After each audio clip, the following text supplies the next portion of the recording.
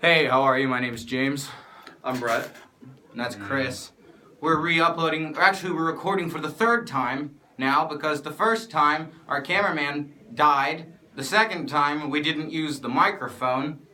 And let's pray to God that this is the last time we'll have to record this. So basically we're just going to go over some military surplus stuff that I have brought. And we're going to try to get it done as quickly as possible because right now I'm trying to keep myself from crying.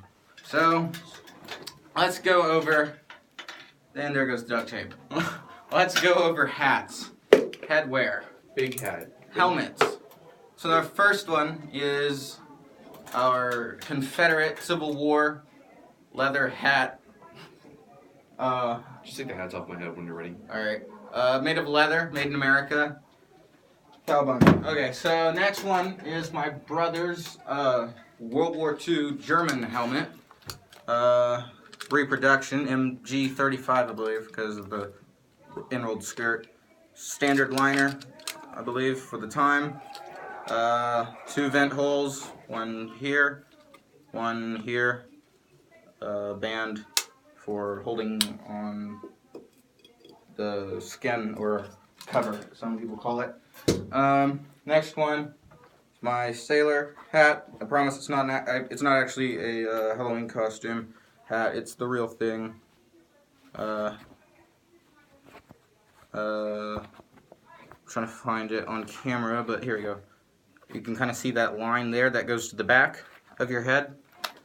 So there is an actual way to put them on. Here we have an M1 helmet from the 50s. You can tell it's a 50s designed by this part. Not the original World War II style liners. You can tell it's OD green. It is made by Levior. I believe it's a French company. It's made in 1982, although it is original with the helmet. So this is after World War II, of course. Then we have our Vietnam hat. I don't know if this was actually given to people during the Vietnam War, if this is aftermarket, because it doesn't have any tag on the inside of it. I know it came from Vietnam, which probably explains why it has no tag on it. And that's it for the hats. Now we're going to move on to bags slash clothing. So our first one is my laundry bag. It has my name on it right here. I don't know if you can see it. Has my name, 4088. On the back has US. Just your drawstring laundry clothes barracks bag. Next up we have my dress blues. Pretty nice. Yeoman. And then you have service. I can't remember what it's called, but the piece that goes here, it's like a neckerchief. I don't remember if there's an actual name for it, if it's just neckerchief or not. I don't know where that is. Oh yeah, also, I had to put that one on separately. If you recognize that, then that's pretty cool. Took me about a week because I had no clue how to sew and I didn't have a machine, and that's not a thin material. Next up is my grandfather's Vietnam era naval work shirt. It's got a huge grease stain on the back of it. I don't know if it comes up on camera or not. So yeah, it's just your standard dress shirt. It's not made of denim, actually. I thought it was, but it's not. We have our U.S. Navy iron-on patches. So, yeah, I got that from my local downtown Greenville, the surplus store, the one that has a huge tank round in the front. Yeah. Don't look at me. Okay, well. You're not even on screen, Chris. Shut up. So, we have that. We have female, I don't know if it's an officer, I can't really tell, but I mean, I know they have yeoman officers or something similar to that. I always call it female officer's coat just for fun. It's the same thing as my dress blues, although this is for a female. You have your service, has your buttons, nothing on the other sleeve, has a pocket on the inside if I can open it. Pocket's right here. Whoever owned this previously did not put their name on it, so if it was yours, thanks. It's now mine, unless you really need it. Oh yeah, my school bag, I actually do use this every day at school, is a Soviet Veshmashok. If you don't know what those are, Google them and take a few aspirin because you're going to get a headache after looking at them. So now we're going to go into more small things I have in the cigar box. Let's see. I can't remember if this is from a C ration or a K ration. Some people know this as a spam key. Let's see. Here we go. As a spam key. Basically, when you had a can of food, it would have this little metal flap and this little hole here. You'd put that flap through there, you'd turn it, and it would peel it off, kind of like a really weird can opener. And then you'd just eat. And it took about 5 hours to do. Not really. It took about a minute and a half, I think, if you were average with it. Next up, we have Sergeant First Class E7 pen. So I can get it out here. It's metal. Black, and yeah, it's just really nice. Came with two, but the other one's somewhere else. I put it on my hat, and I had to take it off because it had to be washed. And I'm not good with keeping up with small things, so that's probably not gonna ever show up. Next up, we got some dog tags. Just random. These are mine. Here, these two are actually mine. This one's not an actually issued one. This one is from an association that my aunt's boyfriend is with, Veterans for Peace. So yeah, it's a pretty cool thing. It's actually got a 3D helmet. I don't know if you can see it, but it kind of pops up. I'm sorry if I'm not very still today. I'm filled with anger right now. We have my grandfather's. It's actually a copy of his because he was never issued any. And then this is not standard issue, but this goes over a dog tag as a silencer. They're usually black, but how that works, and this one's broken. You put it over the dog tag as so. It wouldn't do it like this exactly because this one's actually broken. But it would go over and then you keep it silent, but it's broken, so it's not going to stay on very well. Moving on to field equipment. This is my own personal GP5 Soviet civilian issue gas mask. So it comes in the gas mask bag, although there are two versions. I don't remember if I packed both bags or not. Oh, I did. Okay. Both of these bags are mine. This one, however, it's a different shade. It has a longer pocket on one side, almost like you can put like a Dasani water bottle in it or whatever. It doesn't have to be that brand, I don't care. But this one doesn't. Both of the pockets are relatively the same size. So basically, when you open it up, all you have is a gas mask, of course. You have your GP5 gas mask. I don't know if you can see in there. I'm going to try. Yeah, there you go. You can kind of see in there. Actually, there's the inside of the mask. So we'll put that right there. And then, of course, you have your filter. Problem with the GP5 filter, the original ones have asbestos. Although you can do what I have done, and I went to Walmart. I don't know if you have a Walmart near you. If you're in Australia, I don't believe they have them. Britain has Asda, I think. I don't know. It's out of a 3M mask or an off-brand. I think it's the Walmart brand of a 3M face mask. I got out of the painting section, and I cut it to fit this. So you put it over there, and it supposedly helps to stop the asbestos. So yeah, just remember to take that off before you try to breathe. And if you wanted to see the original text, I don't know if it'll show up very well. Then you have some there, and then some there. So be very careful. Although the gas mask itself is not inherently dangerous unless you overheat in it or you're allergic to latex. Big problem. Do not use if you're allergic to latex. I do have another gas mask for you. However, this one does not have a filter. It is made by 3M. It is a 3M FR-M40-10. This is my mom's. She was issued this. And this, supposedly you can actually drink through it, although it was given to me when I was very young, so of course being a kid, all I wanted to do was play with it. And so I did. To the point that it's no longer really functional, although it is really cool.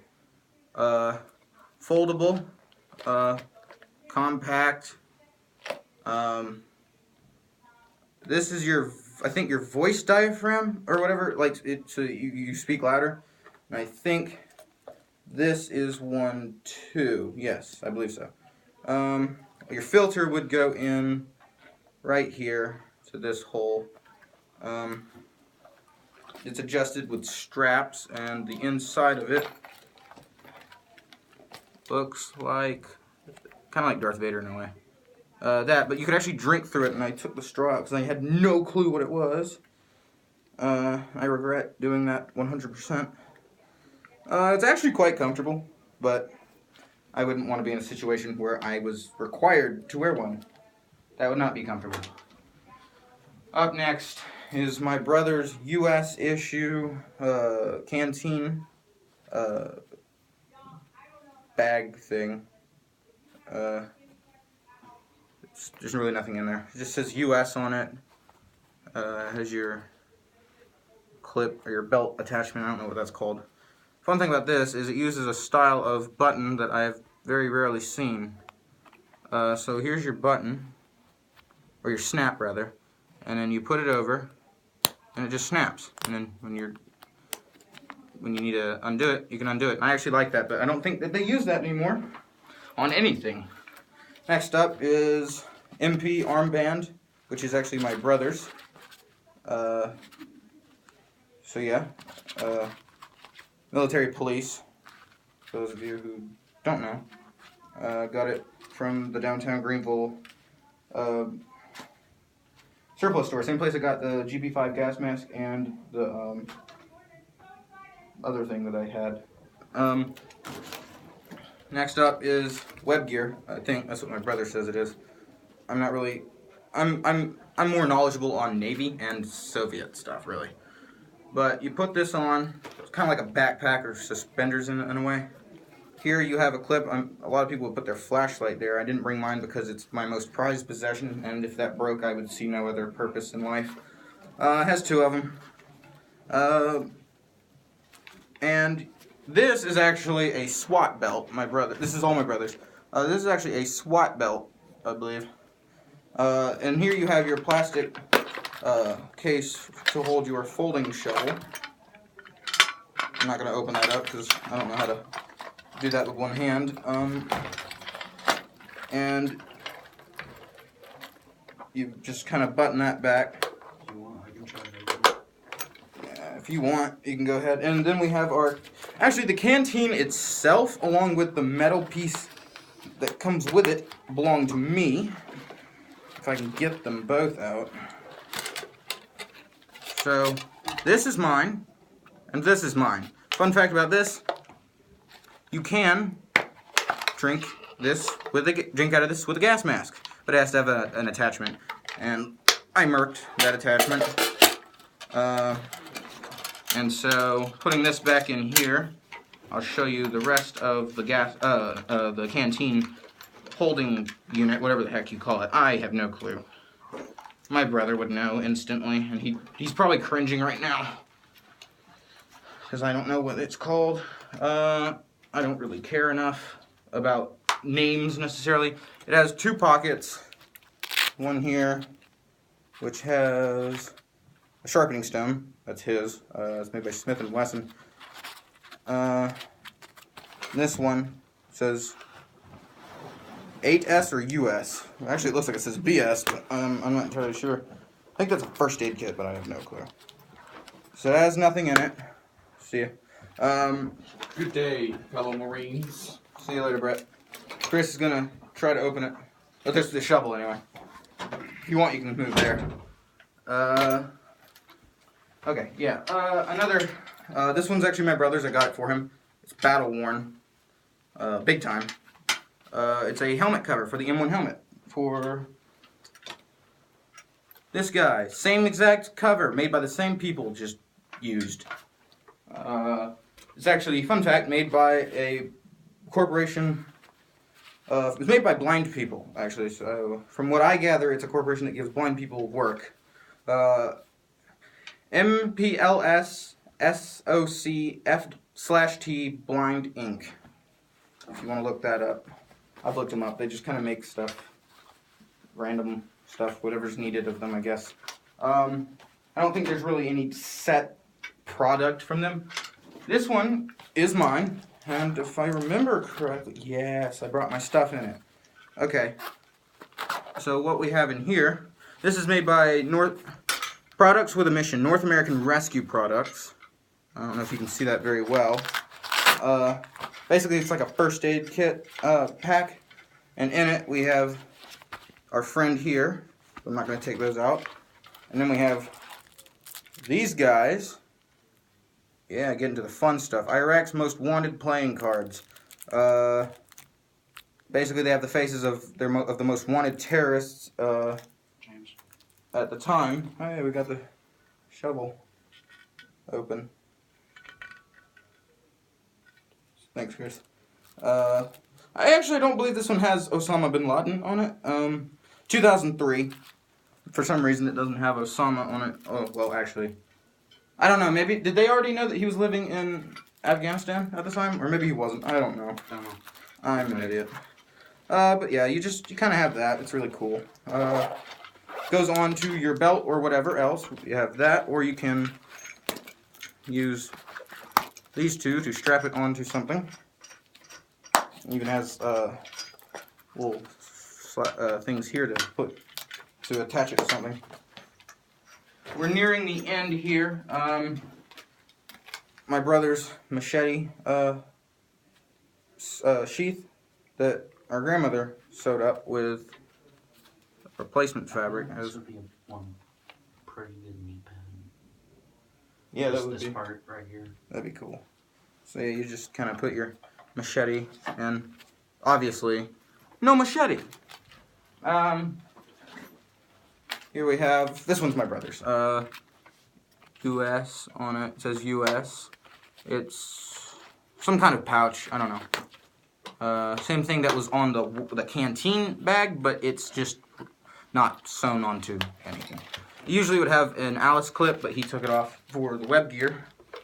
And so, running down the list here. I don't remember if this one is actually military surplus or not, but it looks cool and it looks military surplus-ish. I don't know. There's the tag, so you can let me know if that's not surplus. So I'm not trying to lie to you, I'm just saying I genuinely have no idea. But it looks surplus to me, and I thought it was kind of cool. For what I think is our last item, actually, would be, and yet again, my brother's. Looks like a balaclava. Yeah, it's pretty much. It's like it's a hood.